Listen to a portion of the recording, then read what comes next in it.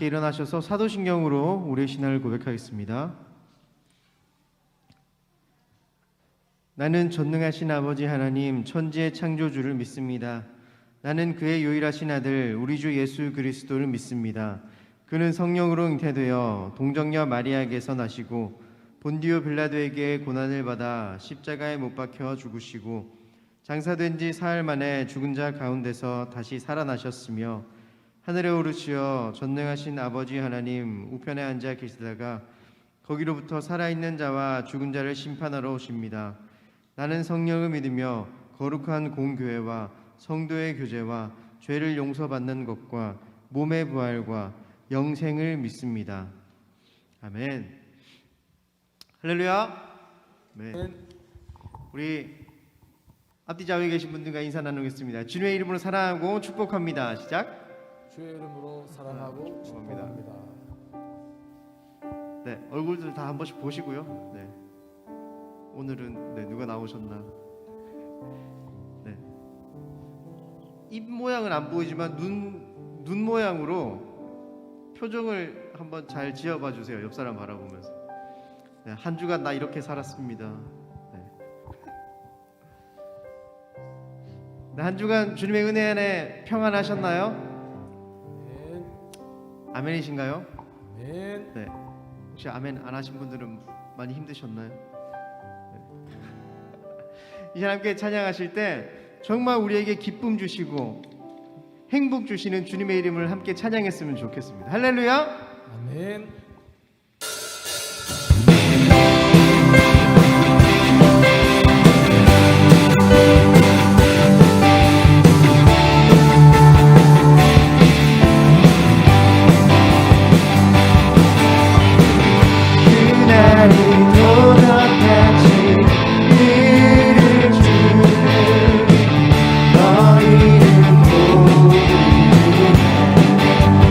늘 깨어있으나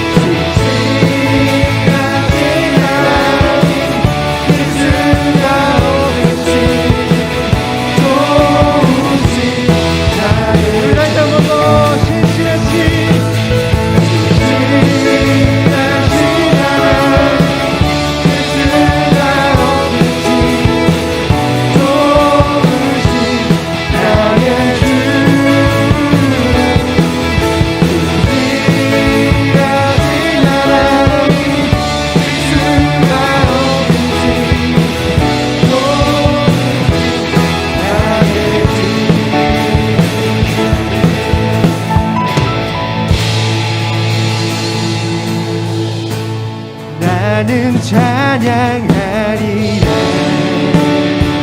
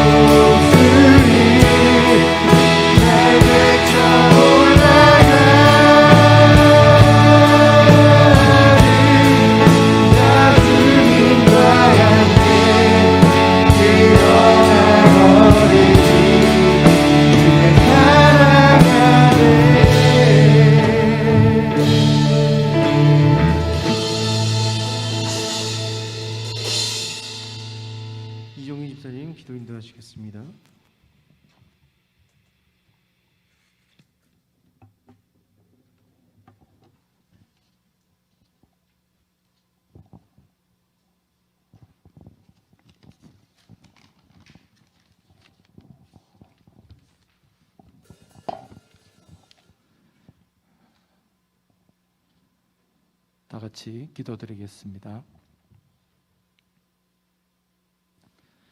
하나님이 그들의 고통 소리를 들으시고 하나님이 아브라함과 이삭과 야곱에게 세운 그의 언약을 기억하사 하나님이 이스라엘 자손을 돌보셨고 하나님이 그들을 기억하셨더라. 출애굽기 2장 24절로 25절 말씀입니다. 아멘. 사랑과 은혜가 충만하신 하나님 아버지, 이스라엘 자손이 탄식하며 부르짖을 때 그들의 소리를 들으시고 그들과 세운 언약을 기억하심으로 그들을 구원하여 주신 신실하신 하나님이 저희의 하나님이 되심을 감사드립니다. 죄로 말미암아 죽어 심판받을 수밖에 없는 저희를 예수 그리스도를 통하여 구원하여 주신 무한하신 그 사랑에 감사를 드립니다. 세상 속에 저희를 고아와 같이 버려두지 않으시고 저희를 돌보아 주시고 바른 길로 인도하여 주시는 그 사랑과 은혜에 감사드립니다. 하나님의 자녀다운 모습으로 살아가야 함에도 그렇지 못한 저희의 모습을 불쌍히 여겨 주시고 품어 주시고 장성한 그리스도의 믿음의 분량에 이르기까지 인도하시는 그 사랑에 감사드립니다.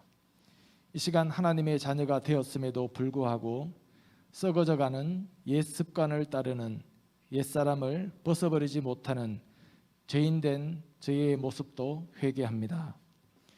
오직 성령님으로 저희를 새롭게 하사 하나님의 의와 진리의 거룩함으로 지으심을 받은 새 사람으로 변화시켜 주시옵소서.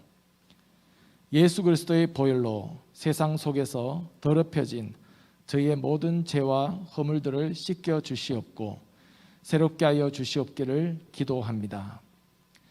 이 예배의 시간을 통하여 옛사람을 벗어버리게 하여 주시고 하나님의 새 사람으로 예수 그리스도의 구원의 옷으로 입혀 주시옵소서. 예배의 모든 순서를 통하여 하나님을 예배하고 하나님을 만나는 시간이 될 수 있도록 역사하여 주시옵고 식어지고 딱딱해져 버린 마음을 회복시켜 주시옵기를 기도합니다. 성령 하나님께서 저희의 심령에 감동 감아 주시옵고 예배 가운데 임재하여 주심으로 심령이 새로워지는 귀한 은혜가 있게 하여 주시옵소서. 이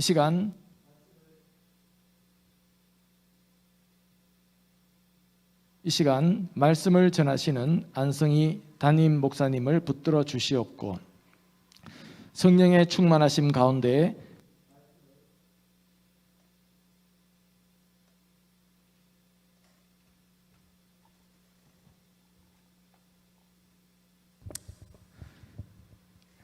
이 시간 말씀을 전하시는 안성희 담임 목사님을 붙들어 주시옵고 성령의 충만하심 가운데 말씀을 담대히 선포하실 수 있도록 붙들어 주시옵소서. 말씀으로 변화되어지는 귀한 은혜가 있게 하여 주시옵기를 기도합니다. 목사님과 함께 동역하는 모든 재직들과 사모님, 전도사님들을 붙들어 주시오며 성령의 하나 되게 하심을 따라 온전히 한 마음 한 뜻으로 각자의 자리에서 주님의 몸된 교회를 섬겨나가는 저희 모든 성도가 되게 하여 주옵소서. 코로나로 인해 그동안 예배에 나오지 못한 성도들을 지켜주시오며 다가오는 추수감사주의를 기점으로 현장 예배가 회복되며 모든 성도들의 신앙과 삶이 회복되어지는 은혜가 있게 하여 주시옵소서. 성도들과 그 가족분들 가운데 병으로 인해 고통받고 치료 중에 계신 분들이 있습니다. 그분들을 찾아가 만져주시고 회복시켜 주시오며 위로하여 주시옵기를 기도합니다. 이 시간에도 이름 없이 빛도 없이 지구촌 한 구석에서 주의 복음을 들고 말씀과 사랑을 전하는 선교사님들의 사역 위에 함께하여 주시오며 많은 영혼들이 주께로 돌아와 영광 돌리는 신사도행전의 역사가 계속하여 일어나게 하여 주옵소서. 계속하여 영혼 구원과 세계 선교를 위해 기도하고 지원하는 저희 교회가 되게 하여 주시오며 저희 한 사람 한 사람을 통하여 하나님의 나라가 확장되어지며 하나님의 영광이 드러나는 복된 삶이 될 수 있도록 인도하여 주옵소서.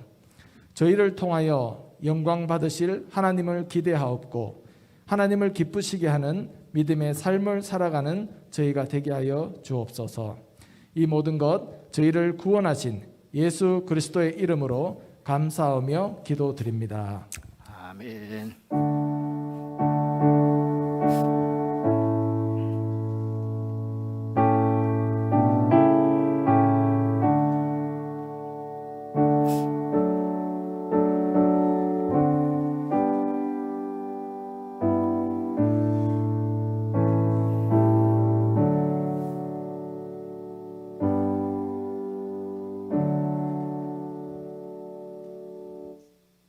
할렐루야. 우리 함께 일어나셔서 우리 임례 찬양으로 하나님께 나가도록 하겠습니다. 우리 손들고 함께 찬양하시겠습니다.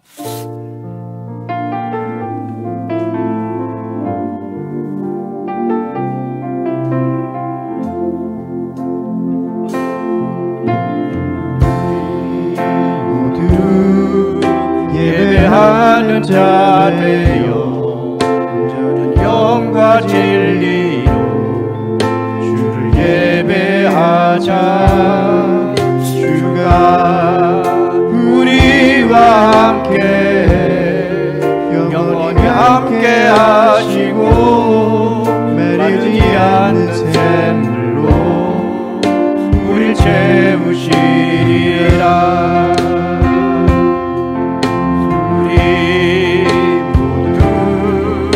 예배하는 자 되어 영과 진리로 주를 예배하자. 주가 우리와 함께 영원히 함께 하시고 메리지 않는 샘으로 우릴 채우시리라.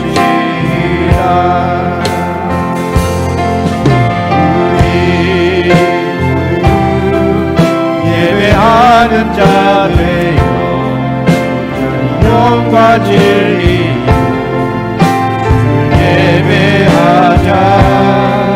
주가 우리와 함께 영원히 함께 하시고 메리지 않는 샘으로 우릴 채우시리라.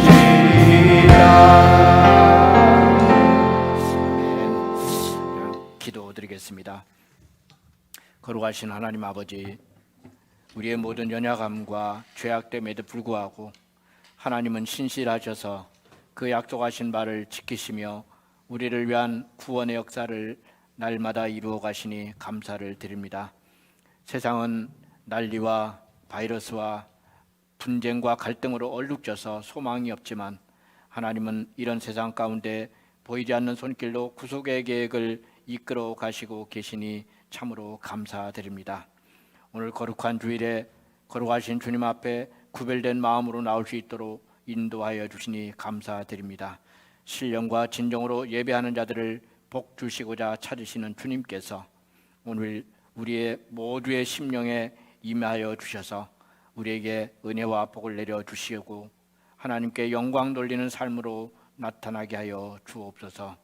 주님 주신 은혜와 복을 인하여 감사함으로 봉헌을 준비하여 올려드리는 손길들을 기억하시어서 그 삶의 모든 것에 넘치는 복을 주시어서 삶의 모든 구석구석마다 하나님의 복으로 충만하게 채워 주옵소서.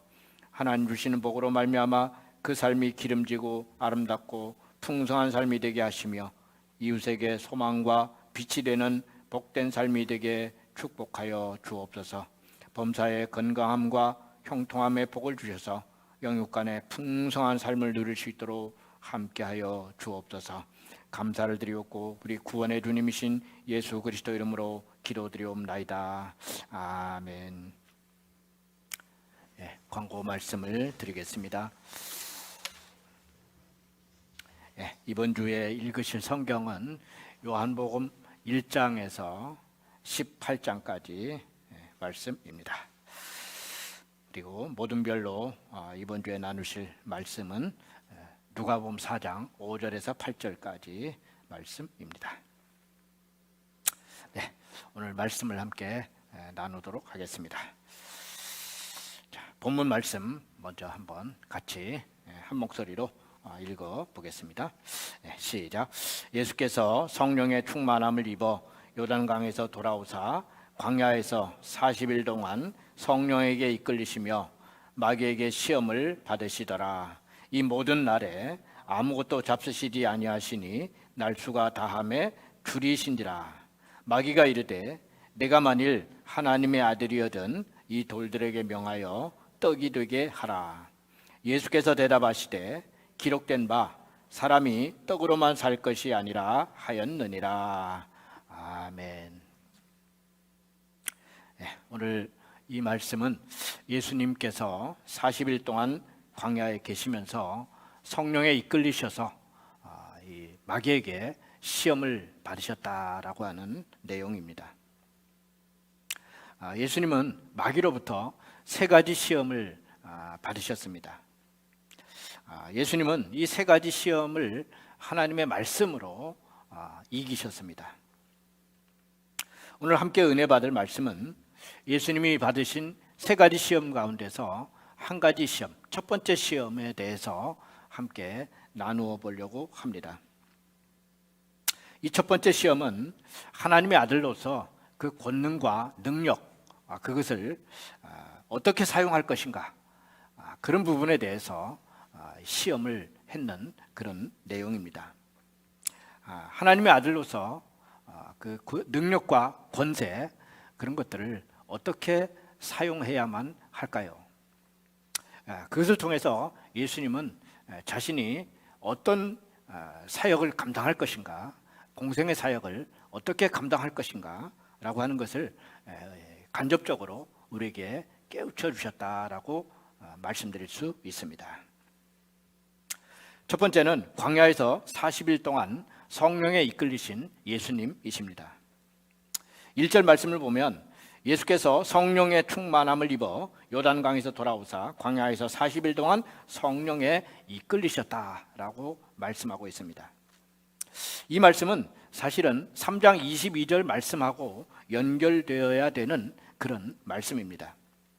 예수님이 세례요한에게 세례를 받으실 때에 성령이 비둘기 형체로 임하셨다라고 말씀하고 있습니다.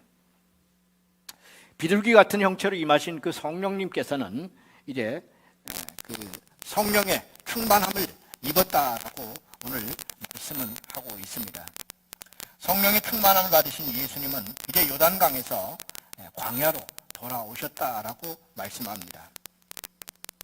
요단강에서 광야로 돌아오신 예수님은 광야에서 40일 동안을 계셨다라고 말씀합니다.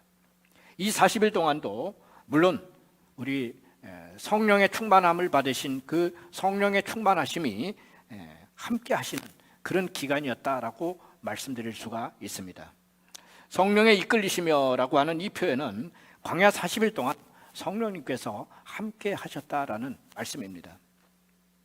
또한 예수님의 시험 받으심의 그 시험 받으시는 이것이 성령의 이끄심으로 말미암아 이루어진 일이라는 것을 깨우쳐주고 있습니다.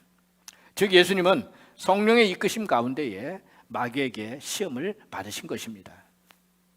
그런데 시험 받으신 장소가 광야라고 말씀합니다.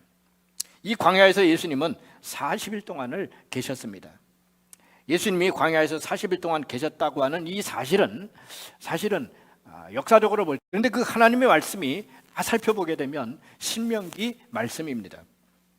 즉 광야 생활할 때에 하나님께서 주신 말씀이 바로 신명기 말씀입니다. 이스라엘 백성들은 광야 생활 동안 말씀에 불순종하면서 그걸로 인해서 실패하였습니다. 그러나 예수님은 이스라엘 백성들이 불순종하고 실패했던 그 말씀을 믿고 순종하심으로써 마귀의 시험을 이기신 것입니다. 이것을 보면 예수님이 광야에서 40일 지내면서 마귀에게 시험을 받으신 것은 과거 이스라엘 백성들이 광야에서 시험을 받으신 그것하고 연결되고 있다는 사실을 우리는 깨달아야만 합니다. 예수님은 실패한 이스라엘과 온 인류를 대표해서 지금 마귀에게 시험을 받으시는 것입니다. 또 시험 받으실 때에 성령에 이끌리셨다고 하는 이 말씀은 결국 예수님 받으신 이 시험이 성령님의 허락하에 이루어진 일이라는 것을 깨우쳐주고 있습니다. 그것은 예수님이 이 땅에 계신 하나님의 아들로서 반드시 이 마귀의 시험을 받으셔야만 하고 또 마귀의 시험을 이기셔야만 한다고 하는 그런 것을 깨우쳐주고 있는 것입니다. 메시아로서 공생애를 시작하는 이 시점에 반드시 이 마귀의 시험을 통과해야만 메시아로서 사역을 감당하실 수가 있다라는 말씀입니다. 이런 의미에서 누가는 예수님이 세례 요한으로부터 세례를 받으셨을 뿐만 아니라 또 그 후에 메시아의 족보를 기록을 했습니다. 메시아의 족보는 지난주에 말씀드린 대로 예수님이 하나님의 아들이시라고 하는 그런 신적인 계보를 보여주고 있는 말씀입니다. 누가는 이 메시아 족보를 통해서 예수님이 하나님의 아들이시라고 하는 정체성을 분명하게 밝혔습니다. 또 예수님이 세례 받으실 때에 성령이 비둘기 형체로 임하셨다라고 하는 그런 말씀과 또 그리고 하늘이 열리고 하늘에서 음성이 들렸습니다. 너는 내 사랑하는 아들이다 라고 말씀을 했습니다. 이렇게 보면 하나님께서 선포하신 것과 그리고 성령님의 임재하신 것 그리고 족보를 통해서 예수님이 하나님의 아들이시라고 하는 사실을 분명하게 밝히고 있는 것입니다. 이후에 예수님은 광야로 가셔서 40일 동안 계시면서 마귀에게 시험을 받으셨습니다. 예수님은 하나님의 아들로서 공생애를 시작하는 이 시점에 마귀에게 시험을 받으신 것입니다. 그러므로 이 시험은 하나님의 아들로서 온 인류를 대표해서 반드시 통과해야만 하는 그런 시험이었습니다. 예수님은 온 인류를 대표해서 광야에서 마귀에게 시험을 받으신 것입니다. 그런데 중요한 사실은 예수님은 과거 이스라엘 백성들이 실패했는 것과 다르게 예수님은 이 시험을 하나님의 말씀으로 이기시고 승리하셨습니다. 두 번째는 시험하는 자 마귀입니다. 2절 말씀을 보면 마귀에게 시험을 받으시더라 라고 말씀하고 있습니다. 예수님은 광야에서 40일 동안 계시면서 성령님의 이끌림을 받으셨습니다. 세례 받으실 때에 성령님이 충만하게 임하셔서 이 광야 40일 동안 그 성령님께서 함께 하셨습니다. 그리고 성령님의 주도하에 이제 마귀에게 시험을 받으시는 것입니다. 예수님을 시험한 이 마귀는 어떤 존재일까요? 마귀는 이 디아블루라고 하는 이 단어를 사용했는데 이 단어는 비방자, 또 고자질장이, 비난자, 유혹자, 대적자라고 하는 뜻을 가지고 있는 그런 단어입니다. 이 마귀의 존재 목적은 결국 사람들로 하여금 또는 여러 존재들로 하여금 죄를 짓도록 미혹을 해서 하나님을 떠나도록 하나님을 대적하는 사람으로 그런 존재로 만드는 그것이 마귀의 존재 목적입니다. 마귀는 하나님과 사람들의 그 사이를 갈라치기를 해가지고 하나님께 등을 돌리도록 그렇게 하는 것이 이 마귀가 하는 일입니다. 이렇게 하나님께 등을 돌리고 하나님을 떠나서 죄를 짓게 함으로써 죽음에 이르게 하는 것, 그것이 마귀가 하는 일입니다. 사람들을 미혹해서 죄를 짓게 함으로써 사망에 이르도록 하는 것, 그것이 마귀의 최종 목표라는 말씀입니다. 누가는 마귀가 예수님을 시험했다고 표현을 했습니다. 이 시험이라고 하는 단어도 보면 영어 성경에서는 tempted라고 되어 있습니다. 마귀는 예수님으로 하여금 죄를 짓도록 유혹을 했다라는 말씀입니다. 마귀는 과거 이스라엘 백성들이 광야에서 불순종하고 죄를 지어 실패했던 것처럼 예수님으로 하여금 죄를 짓고 불순종하도록 미혹을 하고 있다는 사실입니다. 만일 예수님이 마귀의 시험에 이 실패를 한다면 어떤 문제가 발생을 할까요? 예수님은 공생애 자체를 시작하실 수가 없게 되는 것입니다. 마귀의 시험과 미혹을 이기지 못하신다면 마귀에게 사로잡혀 있는 자들을 구원하시기 위해서 이 땅에 오신 그 예수님, 이 예수님은 그 구원의 역사를 시작하실 수가 없게 되는 것입니다. 이것을 보면 마귀는 시험을 통해서 하나님의 아들이신 예수님이 공생애 자체를 시작할 수 없도록 회방하고 있다는 사실을 우리는 발견할 수가 있습니다. 이것이 마귀가 예수님을 시험하는 목적이었습니다. 예수님의 공생애는 마귀와의 한판 싸움으로 지금 시작되고 있는 것입니다. 그런데 감사한 것은 예수님이 이 마귀의 시험을 이기심으로써 공생애를 시작하셨다는 사실입니다. 이런 일에 대해서 사도 요한은 이렇게 우리에게 증언해주고 있습니다. 죄를 짓는 자는 마귀에게 속하나니 마귀는 처음부터 범죄함이라. 하나님의 아들이 나타나신 것은 마귀의 일을 멸하려 하심이라. 아담의 범죄 이후에 모든 인류는 아담의 불순종으로 말미암아 죄를 물려받았고 또 죄를 짓고 그렇게 함으로써 마귀의 손아귀에 들어가게 되었습니다. 그러나 하나님의 아들이신 예수님이 이 땅에 오셔서 이 마귀의 일을 멸하셨다라고 말씀하고 있습니다. 마귀의 시험을 이기심으로써 죄를 짓고 죄의 종로를 타고 있는 그런 모든 인류를 구원하시는 그 구원하는 역사를 이루셨다는 말씀입니다. 이것은 여자의 후손을 통해서 뱀의 머리를 상하게 하시겠다고 하셨던 그 약속의 말씀을 이루신 것이라고 할 수 있습니다. 세 번째는 마귀의 첫 번째 시험입니다. 시험하는 자 마귀는 예수님이 어떤 상황에서 어떤 시험을 했습니까? 2절 하반절과 3절을 보면 이 모든 날에 아무것도 잡수시지 아니하시니 날수가 다함에 줄이신지라. 마귀가 이르되 내가 만일 하나님의 아들이어든 이 돌들에게 명하여 떡이 되게 하라. 예수님은 40일 동안 광야에 계시면서 아무것도 잡수시지 않으셨다라고 말씀합니다. 즉 40일 금식기도를 하신 것입니다. 이것은 마치 모세가 하나님의 율법의 말씀을 받기 위해서 시내산에 올라갔을 때에 그 40일 동안 떡도 먹지 않고 물도 마시지 않았던 그런 모습을 떠올려주고 있습니다. 예수님은 40일 동안 아무것도 드시지 않고 금식하셨습니다. 그러자 40이 되는 날이 되었을 때에 줄이셨다라고 말씀합니다. 날수가 다하는 날에 줄이셨다라고 하는 이 말씀은 극도의 배고픔을, 그 고통을 느끼셨다는 말씀입니다. 인간이 금식으로서 견딜 수 있는 그런 한계치가 40일이라고 합니다. 40일을 넘기게 되면 목숨이 위태하게 된다는 말씀입니다.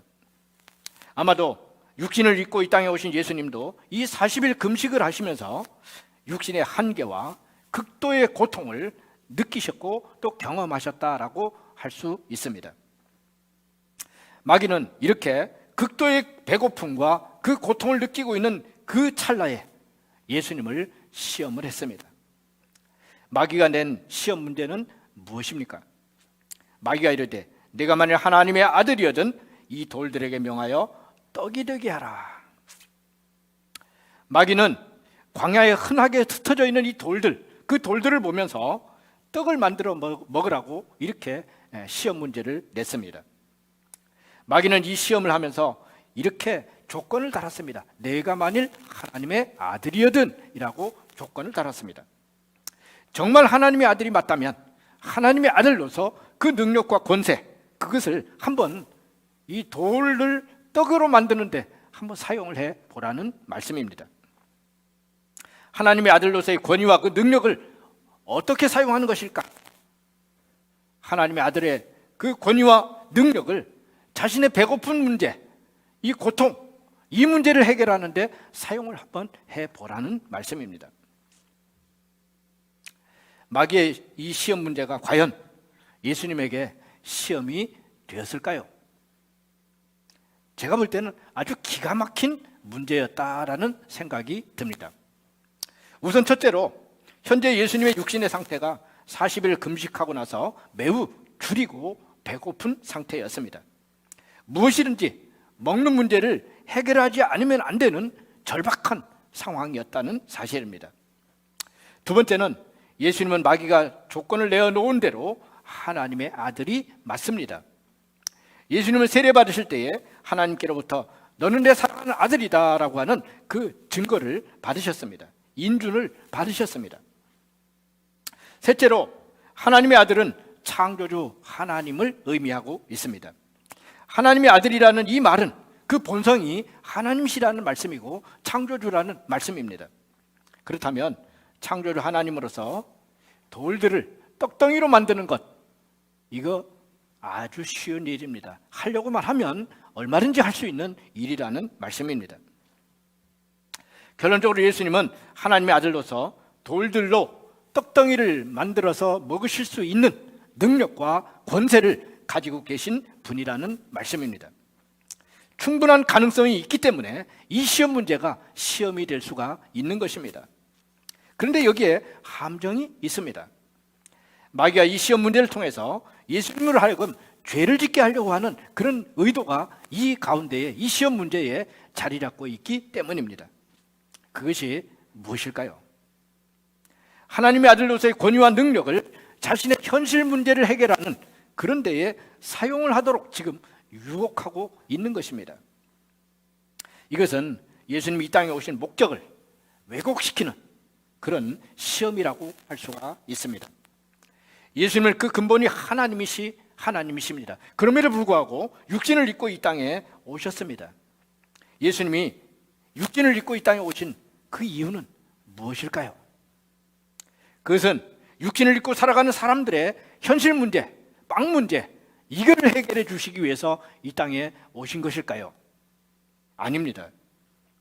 예수님이 육신을 입고 이 땅에 오신 목적은 아담의 첫 범죄로 인해서 죄 가운데 살아가고 또 그러다가 죽음에 이르게 될 그 인생들을 그 죽음으로부터, 죄로부터 구원하시기 위해서 이 땅에 육신을 입고 오신 것입니다.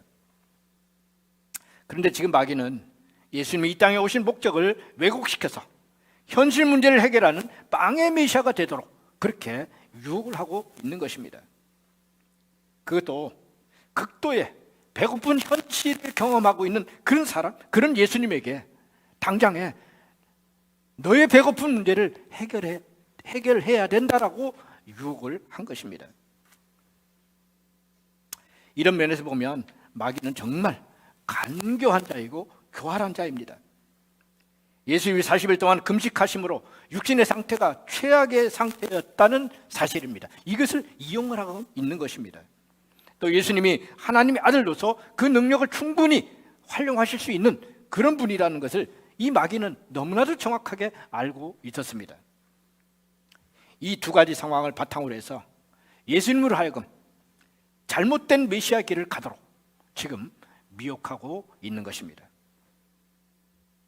네 번째는 시험을 이기신 예수님이십니다. 마귀는 하나님의 아들로서의 능력을 당장 배고픈 현실 문제를 해결하는 거기에다가 사용하라고 지금 시험을 했습니다. 이 시험에 예수님은 어떻게 대답을 하셨을까요? 4절을 보면 예수께서 대답하시되 기록된 바 사람이 떡으로만 살 것이 아니라 하였느니라. 예수님은 신명기 8장 말씀을 인용을 해서 대답을 하셨습니다. 신명기 8장 말씀은 사실은 이렇게 되어 있습니다. 신명기 8장 3절을 보면 너를 낮추시며 너를 줄이게 하시며 또 너도 알지 못하며 내 조상들 알지 못하던 만나를 내게 먹이신 것은 사람이 떡으로만 사는 것이 아니요 여호와 입에서 나오는 모든 말씀으로 사는 줄을 네가 알게 하려 하심이니라. 이것이 신명기 8장 말씀의 3절 말씀의 정확한 말씀입니다. 마태복음에서는 신명기 말씀을 거의 그대로 대답하신 것으로서 기록을 했습니다. 마태복음 4장 4절에 보면 예수님은 이렇게 대답을 하셨습니다. 예수께서 대답하여 이르시되 기록되었으되 사람이 떡으로만 살 것이 아니요 하나님의 입으로부터 나오는 모든 말씀으로 살 것이라 하였느니라. 이렇게 대답을 하셨다라고 마태는 기록을 했습니다. 이걸 볼 때에 누가의 기록은 정말 단축했고 또 요약을 해서 기록했는 것이라고 생각이 듭니다. 원래 대답은 사람이 떡으로만 살 것이 아니요 하나님의 입으로부터 나오는 모든 말씀으로 살 것이라 하였느니라. 이렇게 대답을 하셔야 맞습니다. 그런데 누가는 사람이 떡으로만 살 것이 아니라 하였느니라 라고 아주 단순하게 대답을 했는 것으로서 이야기를 했습니다.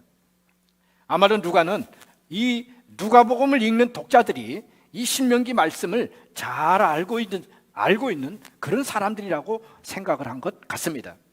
그래서 사람이 떡으로만 살 것이 아니라 하였느니라 이렇게만 해도 이게 무슨 말인지 무슨 의미인지 정확하게 알 수 있는 독자들이었다라는 사실입니다. 그러면 우리는 예수님이 대답하신 이 대답의 말씀, 이것이 무슨 의미인지를 우리는 알고 있습니까? 이 말씀을 하시게 된 배경은 만나를 내려주신 거기에서부터 비롯되었습니다. 하나님께서 광야 생활하는 이스라엘 백성들에게 만나를 내려주셨습니다. 하나님께서 만나를 내려주신 이유는 이렇게 말씀하고 있습니다. 사람이 떡으로만 사는 것이 아니라 여호와 입에서 나오는 모든 말씀으로 사는 줄을 깨우쳐 주시기 위해서 이 만나를 내려주셨다는 말씀입니다. 하늘에서 만나를 내려주신 것은 사람이 떡으로만 사는 것이 아니고 여호와 입에서 나오는 말씀으로 사는 것을 사람들로 하여금 깨닫도록 그렇게 하기 위해서 이 만나를 내려주셨다는 말씀입니다. 애굽에서 종살이 하다가 하나님의 은혜로 출애굽을 해가지고 나온 이 이스라엘 백성들은 광야에서 생활을 하게 되었습니다. 이때 제일 먼저 문제되는 것이 먹고 입는 문제였습니다. 그런데 이 광야는 그야말로 광야이기 때문에 먹거리가 없어가지고 굶주리고 배고픔을 경험을 해야만 했습니다. 이런 가운데 하나님께서 하늘로부터 만나와 메추라기를 내려주셨습니다. 이것은 하나님께서 이스라엘 백성들의 먹는 문제, 입는 문제 이런 것들을 해결해 주셨다라는 것을 의미하고 있습니다. 이스라엘 백성들이 농사를 지어가지고 먹거리를 자기들이 해결한 것이 아닙니다. 또 먹거리를 찾아 나선 것도 아닙니다. 하나님께서 만나를 내려주심으로써 그들의 배고픔과 먹거리를 해결해 주셨습니다. 그러니까 아무것도 없는 이 광야에서 이들이 살아갈 수 있었던 것은 무엇 때문인가요? 그것은 바로 하나님께서 말씀으로 만나를 내려주셨기 때문입니다. 그래서 하나님께서는 신명기 8장 4절에서 이렇게 말씀하고 있습니다. 신명기 8장 4절을 보면 이 40년 동안에 내 의복이 헤어지지 아니하였고 내 발이 부르트지 아니하였느니라. 하나님께서 이들의 의식주를 해결해 주셨기 때문에 이들의 광야 생활에는 아무런 문제가 없었다는 말씀입니다. 그럼에도 불구하고 이스라엘 백성들은 탐심 때문에 불평과 원망을 늘어놓았습니다. 그들은 이렇게 이야기했습니다. 우리가 애굽에 있을 때는 값없이 공짜로 오이도 먹고 참외도 먹고 부추도 먹고 파도 먹고 마늘도 먹었는데 맨날 만나만 먹어가지고 우리 기력이 다 떨어졌다 이렇게 이야기를 했습니다. 또 이스라엘 백성들은 아주 교만한 생각을 했습니다. 신명기 8장 16절 17절 말씀을 보면 너무나도 놀라운 말씀이 있습니다. 내 조상들도 알지 못하던 만나를 광야에서 내게 먹이셨나니 이는 다 너를 낮추시며 너를 시험하사 마침내 내게 복을 주려 하심이었느니라. 그러나 내가 마음에 이르기를 내 능력과 내 손의 힘으로 내가 이 재물을 얻었다 말할 것이라. 하나님께서는 만나를 통해서 이들이 하나님의 말씀에 순종함으로 복을 누리도록 그렇게 일하셨습니다. 그런데 이스라엘 백성들은 자신의 능력으로 자기네 힘으로 이 재물을 얻었다 이렇게 생각을 한 것입니다. 이것은 참 아이러니한 일입니다. 분명히 하나님께서 복을 주셔가지고 분명히 하나님께서 만나를 내려주셨고 메추라기를 내려주셔가지고 이들이 먹고 입고 그렇게 했습니다. 그럼에도 불구하고 이들은 이렇게 이야기하고 있는 겁니다. 내 힘과 내 지혜로 내 능력으로 이것을 얻게 되었다 이렇게 이야기하고 있습니다. 얼마나 교만한 생각입니까? 그런데 이 말씀을 묵상을 하면서 그런 생각이 들었습니다. 이것은 바로 오늘 현대를 살아가는 우리 사람들의 이야기를 하고 있는 것이구나 라는 생각을 했습니다. 이스라엘 백성들의 이 교만한 마음, 오늘 현대를 살아가는 우리들에게도 있는 마음이라는 말씀입니다. 많은 대부분의 사람들이 우리가 먹고 있는 또 먹고 입고 하는 그 모든 먹거리들, 이것들은 내가 열심히 일해서 내가 돈을 벌어가지고 그렇게 가는 내가 먹고 살고 있는 것이다 라고 생각하고 있다는 것입니다. 그래서 이런 사람들은 하나님께 감사를 할 수가 없습니다.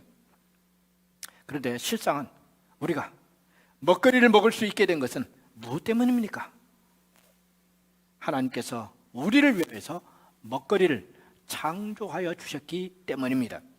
또 두 번째는 우리가 먹거리를 위해서 열심히 일할 수 있는 건강을 우리에게 또한 주셨기 때문입니다.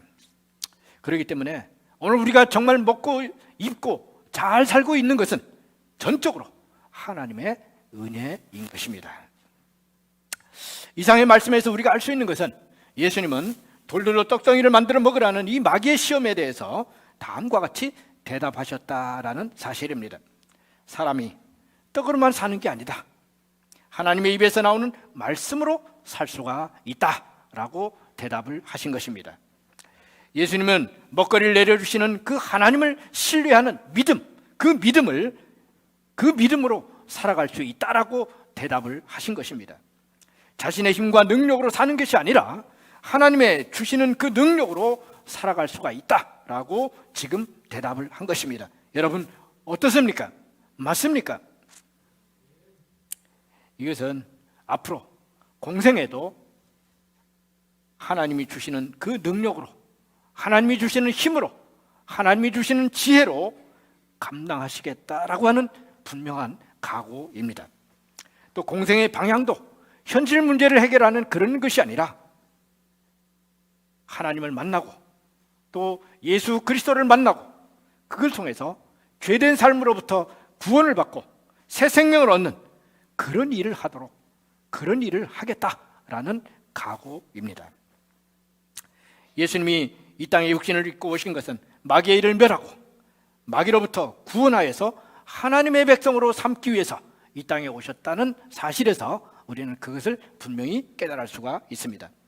예수님은 신명기 말씀을 통해서 자신이 이 땅에 오신 목적은 사람들을 마귀의 권세로부터 구원해서 하나님의 백성으로 삼기 위함인 것을 분명히 밝히고 있는 것입니다. 이제 결론적으로 오늘 말씀을 정리해 보기를 원합니다. 오늘 말씀을 통해서 우리는 어떤 교훈을 얻을 수가 있을까요? 첫 번째는 마귀의 시험은 오직 하나님의 말씀으로만 이길 수 있다는 사실입니다.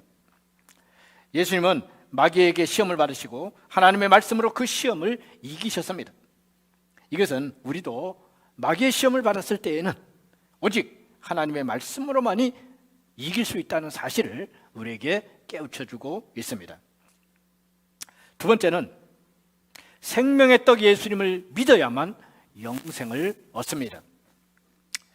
예수님은 사람은 떡으로만 사는 것이 아니라 하나님의 입에서 나오는 모든 말씀으로 산다라고 말씀을 하셨습니다. 이 말씀의 의미는 사람에게는 떡도 필요하고 또 하나님의 말씀도 필요하다는 것입니다. 그런데 그 떡과 말씀은 하나님께서 주시는 것입니다. 그러므로 하나님의 말씀이 우리를 살게 하는 능력인 것입니다. 떡은 우리의 육신을 살리는 것이라고 한다면 하나님의 말씀은 우리의 영을 살리는 영혼의 양식인 것입니다. 예수님은 공생의 기간 동안에 오병이어 기적을 행하셨습니다.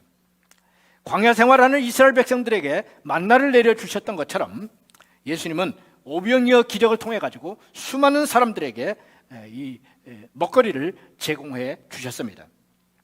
그런데 이 오병이어 기적을 체험한 사람들은 예수님을 임금으로 삼으려고 하면서 예수님을 계속해서 쫓아다녔습니다. 이런 이들에게 예수님은 다음과 같이 놀라운 말씀을 하셨습니다. 요한복음 6장 27절 말씀을 보면 썩을 양식을 위하여 일하지 말고 영생하도록 있는 양식을 위하여 하라. 이 양식은 인자가 너에게 주리니 인자는 아버지 하나님께서 인치신 자니라. 썩을 양식은 무엇입니까? 오병이어, 다시 말씀드리면 떡과 물고기입니다. 사람들은 오병이어 기적을 체험한 후에 계속해서 예수님을 쫓아다녔습니다. 예수님을 쫓아다니는 이유는 예수님을 쫓아다니면 예수님에게서 떡이 나오고 물고기가 나온다고 생각을 했기 때문입니다.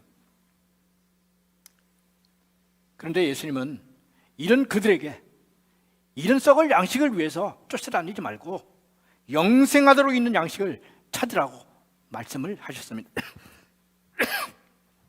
예수님은 영생하도록 있는 양식을 위해서 사는 것이 이것이 맞다라고 말씀을 해 주셨습니다.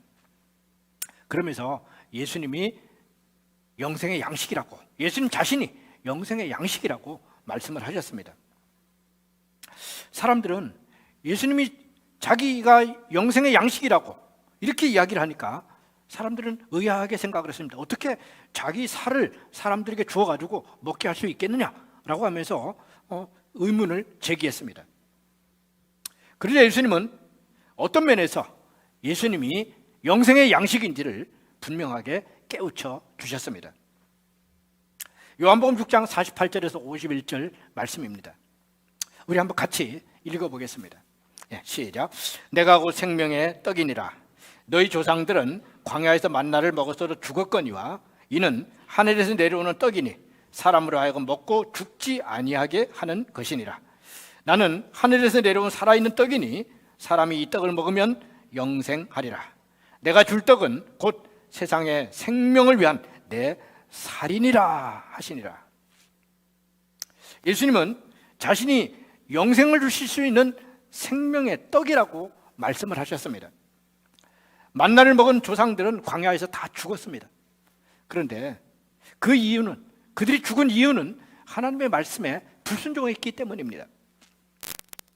그러나 하늘에서 내려오신 떡인 예수님을 먹으면, 생명의 떡이신 예수님을 먹으면 영생을 얻을 수 있다라고 말씀을 하고 있습니다. 예수님은 사람들로 하여금 영생을 얻도록 하시는 생명의 떡이시라고 말씀하십니다. 사람이 영생을 얻으려면 이 생명의 떡이신 예수님을 먹어야 된다는 겁니다. 그러면 생명의 떡이신 예수님을 먹는다고 하는 것은 도대체 뭘 어떻게 하는 것일까요?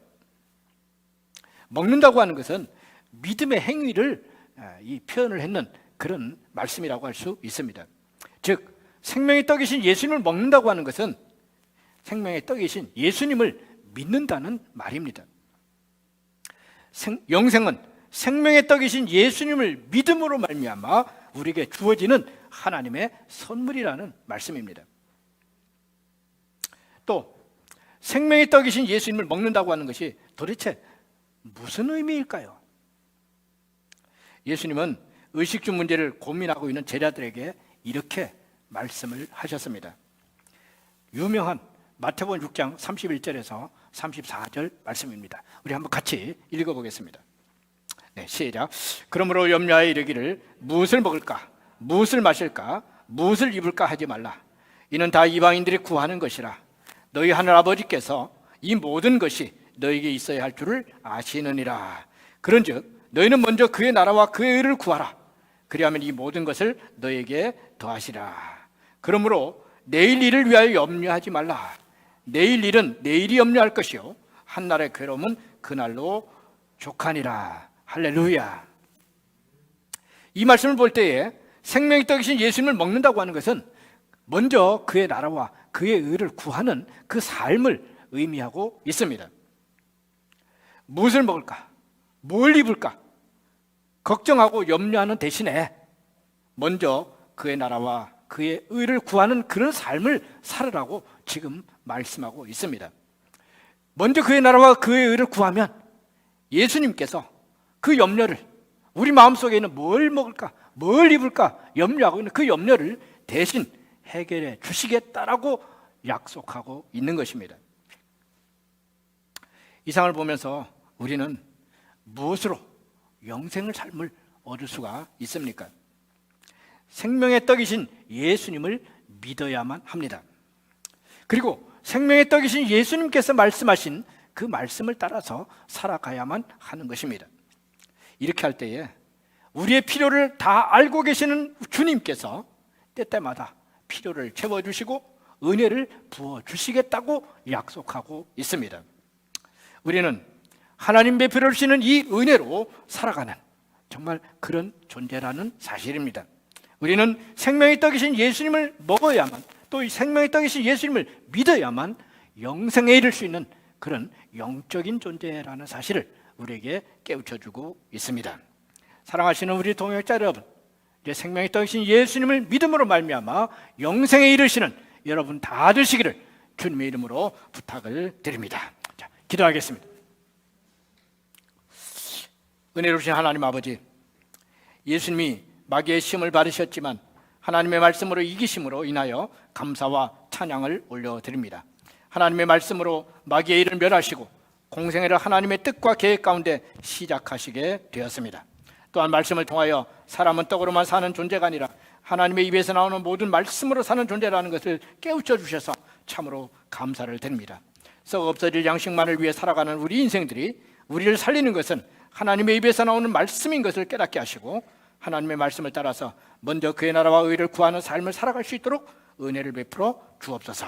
또한 생명의 떡이신 예수님을 믿고 그 말씀을 따라 살아가는 삶이 되도록 은혜를 내려 주옵소서. 감사를 드리옵고 우리의 생명의 떡이신 예수 그리스도의 이름으로 기도드리옵나이다. 아멘. 네, 우리 이제 다 같이 나서 함께 찬양하시겠습니다.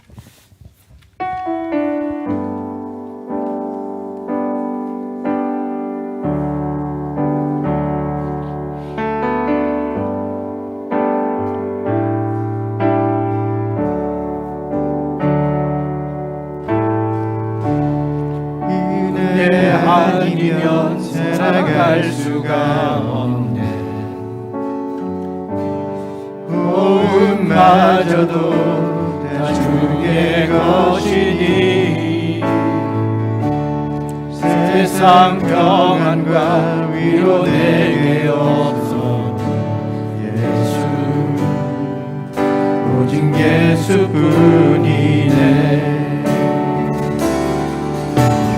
그 신계를 볼 수도 없고 작은 고난에 지쳐도 주께 묶인 나의 모든 삶 버티고 견디게 하시네.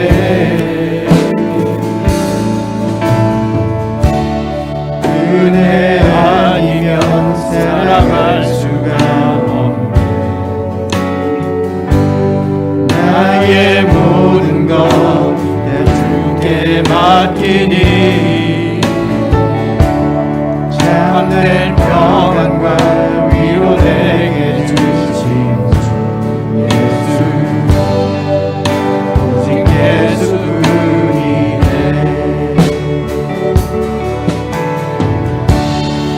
은혜 아니면 살아갈 수가 없네.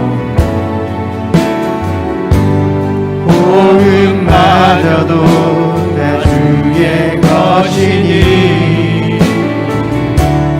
세상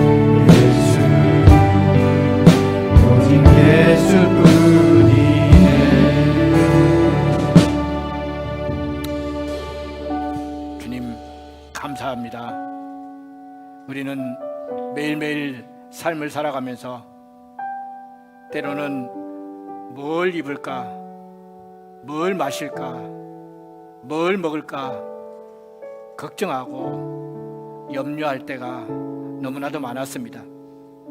또 다른 사람들이 나보다 잘 먹고 잘 입고 잘 살아가는 모습을 보면서 마음속에 때로는 나는 왜 이렇게 살아가는가 라고 하는 의구심을 품을 때도 있었습니다. 주님, 근데 오늘 주님이 말씀하십니다. 사람은 떡으로만 살아가는 것이 아니라 하나님의 입에서 나오는 말씀으로 살 수 있는 그런 영적인 존재라는 사실을 우리에게 깨우쳐주고 있습니다. 또한 떡도 주시는 분들이 하나님이시고 우리에게 영생의 말씀도 주시는 분도 하나님이시라는 사실을 우리에게 깨우쳐주고 있습니다. 그래서 주님은 이렇게 말씀하셨습니다. 먹을 것 입을 것을 걱정하고 염려하고 있는 그런 사람들에게 먼저 그의 나라 의를 구하라. 그리하면 이 모든 것들을 더하여 주시겠다고 약속하셨습니다. 주님, 우리의 마음속에 이 주님의 약속의 말씀을 붙잡고 믿음의 삶을 살아가기를 결단하고 결정하는 귀한 복된 시간 되어지기를 원합니다. 오늘 우리가 함께 기도하면서 주님의 주신 이 약속의 말씀 붙잡고 믿음의 삶을 살아가기를 소망하는 그런 소망의 기도를 함께 할 수 있기를 간절히 소망합니다. 우리 함께 기도하며 나가도록 하겠습니다. 주님, 오늘 시간에 우리의 귀한 이 말씀을 주셔서 너무나도 감사합니다. 사람이 떡으로만 살 수 있는 것이 아니라 하나님의 입에서 나오는 말씀으로 사는 존재라는 사실을 깨우쳐 주셔서 참으로 감사합니다. 아버지 하나님, 우리 생으로 정말 떡을 위해서 걱정하고 먹을 것을 위해서 걱정하고 입을 것을 위해서 염려하고 그런 삶을 살았습니다. 주님, 우리를 그 은혜 곁에 아버지 하나님, 우리가 염려할 것이 아니라 우리는 하나님께 구합니다. 하나님께 구합니다. 하나님의 나라를 위하여 모든 필요한 것을 우리에게 채워주시고 역사해 주시고 말씀하십니다. 아버지 하나님, 이 약속의 말씀을 믿습니다. 이제 믿음으로 아버지 하나님, 하나님의 우리에게 필요한 모든 것들을 구하고 또 하나님께서 주시는 필요한 놀라운 은혜를 우리의 삶에서 경험하는 우리의 삶이 되기를 원합니다. 우리 하나님께서 함께하여 주시기 원합니다. 아버지 하나님, 우리에게 믿음을 주옵소서. 믿음으로 살게 하여 주시고 믿음으로 영생에 될 수 있고 하나님의 은혜를 주시고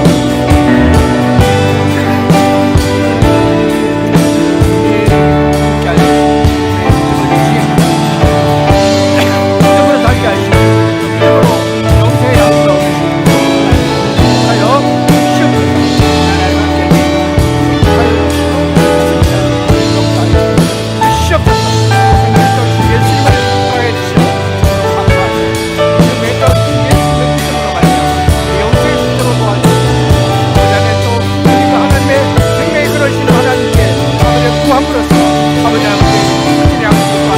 약속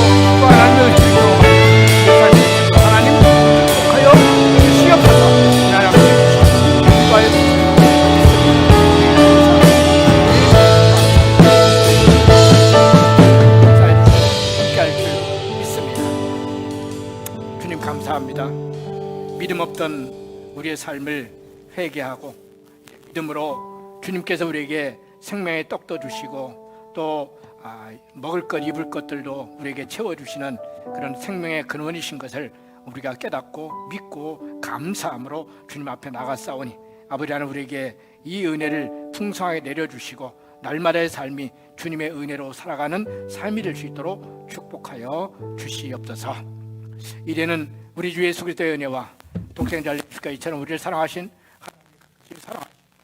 보혜사 성령님의 감화감 눈에 역사 충만 인도하심이 하나님의 은혜로 살아가는 우리의 삶인 것을 깨닫고 또 하나님의 은혜를 구하며 하나님의 은혜 가운데 믿음의 삶을 살아가기를 소망하는 우리 귀한 성도들 머리 위에와 그 가정과 일터와 생업 위에 이제부터 영원토록 함께 하시옵기를 간절히 축원하옵나이다.